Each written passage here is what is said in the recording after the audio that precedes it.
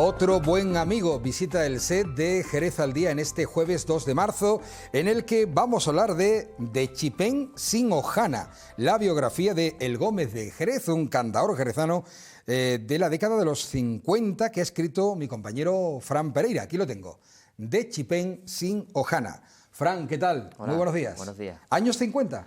Sí, años 50. Una de las generaciones más significativas del flamenco de Jerez de los últimos tiempos. Oye, yo que soy profano en la materia, ¿quién era el Gómez de Jerez? Bueno, pues el Gómez de Jerez ha sido un cantaor que ha recorrido el mundo entero durante varias ocasiones, que ha tenido una trayectoria muy larga porque empezó muy joven. Y bueno, un artista que ha actuado en los teatros más importantes del mundo, ¿no? Sobre todo porque durante casi 30 años fue la mano derecha de Antonio Gades, del bailador Antonio Gades. Entonces, claro, eso le supuso a encontrarse con un universo importante, al margen de trabajar con otros bailadores. Estamos hablando de una figura, a ver, entiéndeme la pregunta, no sé si equiparable por lo que me estás diciendo a Lola Flores, pero sí que estamos hablando de un primer espada del flamenco. Sí, bueno, un artista un poco que... A ver, si me has dicho que ha actuado claro, en los grandes escenarios del mundo. Efectivamente, lo que pasa es que siempre un poco arropando a Antonio Gades, ¿no? Como segunda espada, por llamarlo de alguna forma. No fue un artista de primer nivel a nivel como Lola Flores, ¿no? Me refiero que iba ella sola con su propia compañía. Gómez siempre estuvo con otras compañías, pero bueno, eso no quita de que haya sido un artista reconocido y muy querido además dentro del mundo del flamenco, ya no solo en Jerez, sino he tenido la oportunidad de comprobarlo en Madrid, en Granada, en muchísimos sitios por los que ha pasado, pues ha dejado muy buenos amigos y que le aprecian bastante. Bueno, tú le conoces en 2014 o tienes un contacto directo con él en 2014, le haces una entrevista y a partir de ahí, ¿podemos decir que nace un vínculo, una amistad? Bueno, yo descubro un personaje un poco peculiar, ¿no? Que a mí, yo lo conocía porque, bueno, mi padre es muy buen aficionado al flamenco y siempre me había hablado de él, pero no había tenido la suerte de poder contactar, ¿no? Entonces quedo con él para una entrevista y, bueno, y descubro un personaje con una historia importantísima y, sobre todo, una persona con una memoria extraordinaria, es que se acuerda absolutamente de todo, que eso tiene mérito, ¿no? Porque tú hablas con muchos artistas y hay algunos que por circunstancias no recuerdan lo que han hecho en anteriores etapas, pero en el caso del Gómez no. Entonces pues vi una persona muy interesante a todos los niveles y bueno, así hablando pues salió la conversación, bueno, ¿por qué no hacemos mi biografía? Y así empezamos. Hemos durado más de la cuenta que hemos tenido. Claro, porque, a ver, tú lo conoces en 2014, le haces la entrevista en 2014. ¿Cuándo dices tú, oye, esta historia la tengo que contar en un libro? ¿Cuándo? Bueno, pues empezamos yo creo que en 2016, finales de 2015-16, o sea que ha sido un libro largo de hacer, por eso decía él muchas veces me lo habéis hecho en cara, cultivado bien, ¿no? Cada detalle. Decía, mi biografía va a durar más que la Biblia, porque pensaba que no se iba a terminar nunca, pero bueno, afortunadamente ya está aquí y como él decía el otro día en la presentación, un poco reconocía, dice, este libro me ha hecho inmortal, ¿no? De alguna forma, porque trasladamos todas sus vivencias, toda su vida al libro y bueno, quedará ahí para siempre, ¿no? Ajá. A ver, explícame eso. De Chipén sin hojana. Eso es caló, ¿no? Sí, él ha querido poner, porque en este caso yo he sido un simple escriba, ¿no? Me he limitado eso, a transcribir toda esa información, entonces... ¿No se te ha ocurrido poner ninguna crítica personal? No, no hay ninguna interpretación tuya. Bueno, a ver, que tú eres el presidente de la Cátedra de Flamencología de Jerez, que eres un entendido en la materia. Sí, pero un poco aquí lo que se trataba era de contar su historia, ¿no? Un poco dar forma a una historia, sobre todo contextualizarla, ¿no? Porque sí que es cierto que en algunos momentos él te habla de determinadas situaciones, pero no recuerda bien qué año fue, ¿no? Entonces, claro, buscando algunos detalles que te da, pues ahí hemos intentado contextualizarlo y encontrarle realmente el espacio y el lugar idóneo, ¿no? Entonces, bueno, creo que más que nada era eso, ¿no? Contar un poco su historia. Y el título, que lo ha elegido él también, pues el chipén en caló significa verdad. Y bueno, el título quiere decir de verdad sin mentiras, ¿no? De verdad sin mentiras. Hojana es mentira. Sí. Pero hojana no era una frase No, es Ojana con H, ¿no? Que Claro, bueno, algo, sí, se una utiliza expresión de por mucho, ahí, se ¿no? utiliza mucho en, Ojana. bueno, en el ámbito coloquial, ¿no? Ojana un poco como eso, sin hipocresía, ¿no? Sin mentira, más hipocresía que mentira, pero bueno. Un poco lo que él ha querido transmitir es que, bueno, él ha contado toda su vivencia y toda su verdad, que son muchas, ¿no? Ahí hemos visto imágenes de Fidel Castro, ¿no? Porque Fidel Castro, sí, sí. Antonio O Gades era la comunista, reina, claro, la con reina la reina Sofía, la reina emérita, en date su cuenta, momento reina. claro, date cuenta que Antonio Gades era reconocido comunista y durante parte del año cuando hacían giras a Cuba iba la compañía de manera altruista, ¿no? Ellos no cobraban allí, le pagaban el alojamiento y claro, allí pues de ir tantas veces entabló amistades con el propio Fidel, con Raúl Castro, con el que ha tenido bastante contacto, y con el propio Pablo Milanés, que es el autor de uno de los 3 prólogos. Es un poco particular el libro, hemos querido hacer 3 prólogos, un poco ciñéndonos en 3 pilares de la vida de él. Uno ha sido Pepe Marín, compañero de esta casa, y un poco que ha conocido su trayectoria a nivel local, le hacía un seguimiento cada vez que venía aquí. Luego también César Cadaval, de Los Morancos, con el que trabajó también una época de su vida, haciendo las giras con Los Morancos y Diego Pantoja. Y el tercer pilar pues ha sido Pablo Milanés, el cantautor cubano, que falleció recientemente. Yo creo que ha sido la última cosa que escribió, nos la escribió a nosotros en el prólogo, y con el que tenía muy buena amistad el Gómez de Jerez. Te voy a preguntar, pero yo ya me voy imaginando la respuesta. Algo que te hubiese gustado contar en el libro y que el Gómez te ha dicho, mejor no lo contemos. La verdad es que no. Bueno, yo he transcrito todo, ¿Alguna indiscreción, todo lo que él ha contado. alguna anécdota? Yo creo... Mira cómo te ríes, Fran. Hombre, yo entiendo que él a mí no me ha contado determinadas cosas, lógicamente. ¿no? Pero sí te habrá contado cosas que te dirá, Fran, te lo voy a contar a ti, pero no, ni se te ocurra ponerlo en el libro. Una de las cosas que sí que, por ejemplo, no quería, y es un detalle un poco que a mí tampoco me parecía tan importante, sobre todo porque había pasado ya mucho tiempo, era el hecho de que en determinadas giras que hacían con la compañía de Antonio Gades, ¿no? Estamos hablando que hablamos de una época en la que todavía España bueno, estaba en plena transición. Y ¿Años 70 entonces? Finales de los 70, principios de los 80. Entonces, claro, él habla de una época un poco sensible Claro. todavía.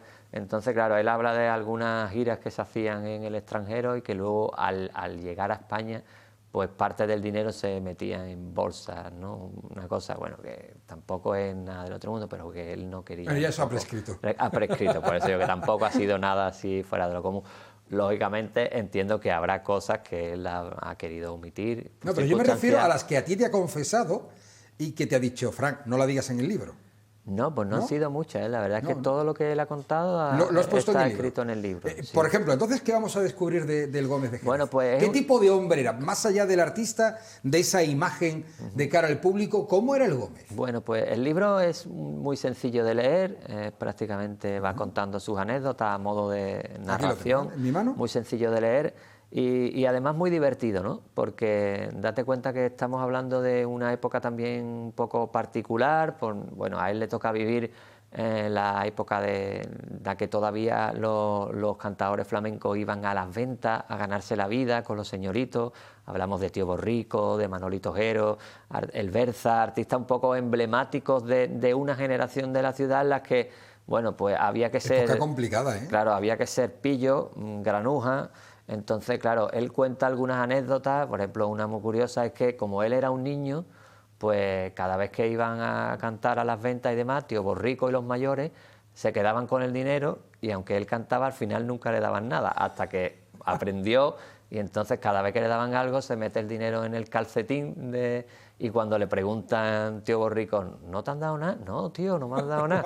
Entonces, claro, cosas así, ¿no? De Qué ese penita tipo, más grande que no me han dado Ahí nada. está, pues prácticamente uno tenía que aprender sobre la marcha, ¿no? En una época complicada y muy bonita. Bueno, y anécdotas con muchos artistas, porque date cuenta que él vivió la época también en Madrid, la mejor época del flamenco, dicen muchos, en la que se concentraban, los mejores artistas del momento se concentraban en Madrid, ¿no? Entonces, claro, una serie de vivencias en las que después de actuar en un tablao, pues todos se iban a... ¿Quién actúa en este tablao? Y trabaja tal, Camarón, está trabajando no sé qué, pues vamos a verlo. Y entonces era otra época, ¿no? Diferente a la de ahora. Ayer, por ejemplo, hablaba con Gerardo Núñez, que actúa hoy en el festival, y también me hacía referencia a esa época, aunque un poco más posterior. Él hablaba del Candela, el mítico bar de Madrid, donde se reunían todos, y de alguna forma también aquello ha contribuido a hacer un flamenco diferente, ¿no?, al que tenemos hoy, porque era un poco más de transmisión, entre unos y otros convivían, cosa que ahora es más diferente, ¿no? Pues todo eso está relatado en el libro. El Gómez, ¿cómo está el Gómez? Pues muy bien, él está allí en su barrio de Icovesa, donde vive desde que se vino de Madrid, a mediados del año 2000, y la década de los 2000 a mediados, y bueno, allí con sus tertulias que mantiene allí con Manuel Morao, con Vicente Soto, con Diego Carrasco. ¿Qué edad tiene ahora? Él es joven, es del 56, me parece, no es un mayor, una persona de 60 y algo años. O sea que un día lo podemos traer aquí, Fran. Sí, sí, por supuesto, y además un personaje magnífico porque tiene mucha ¿Qué historia, podemos mucha aprender vida. del Gómez?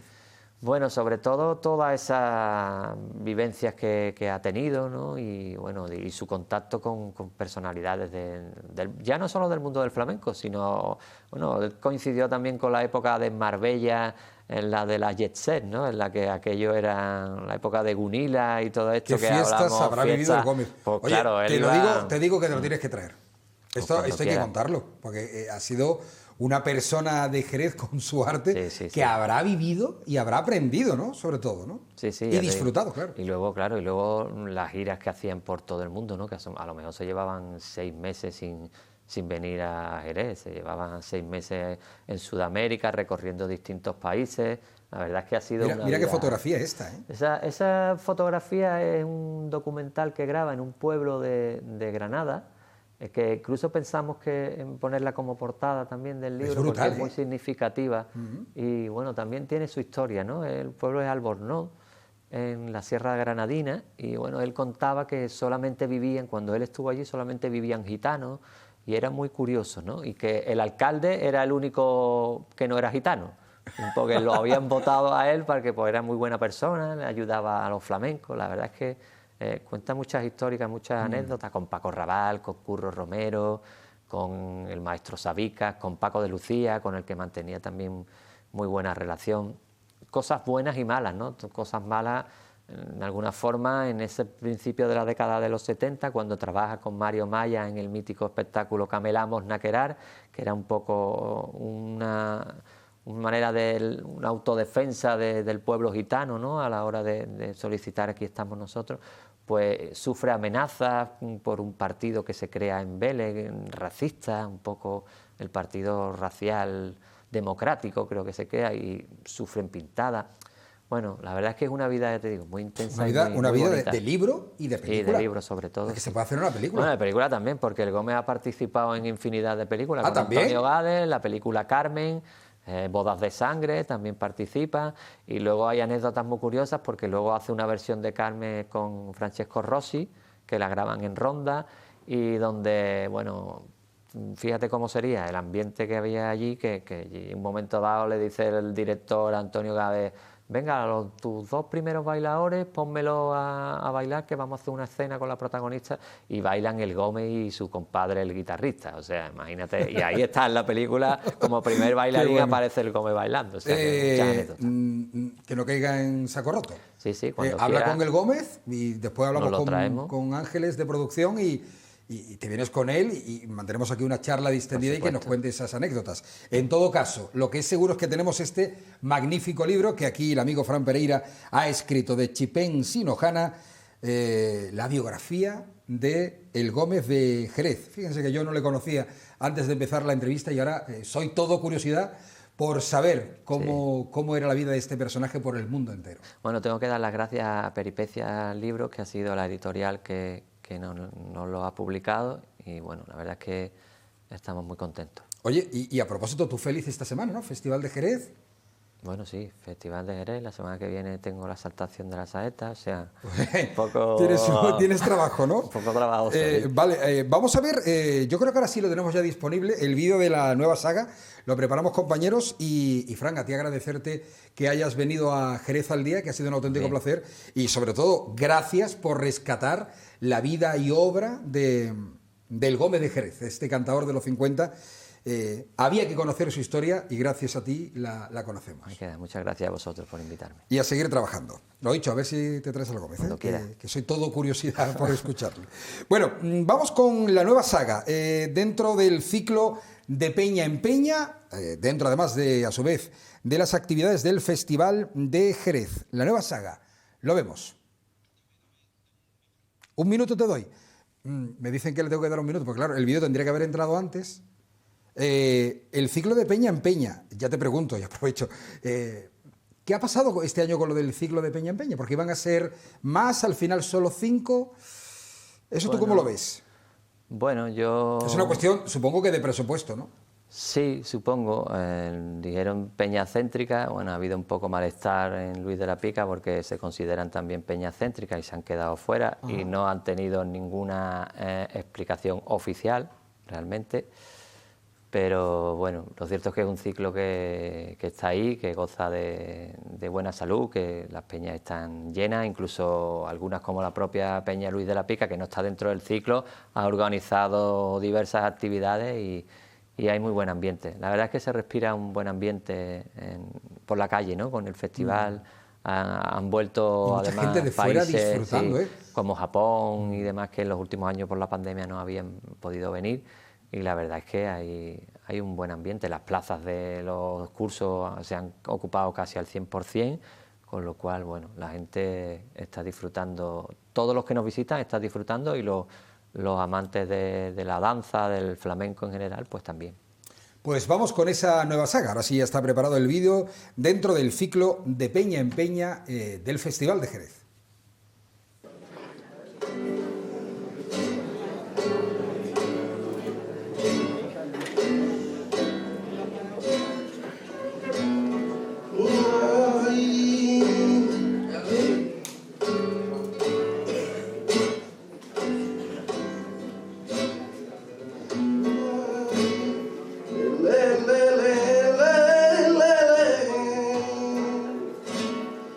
Le, le, le.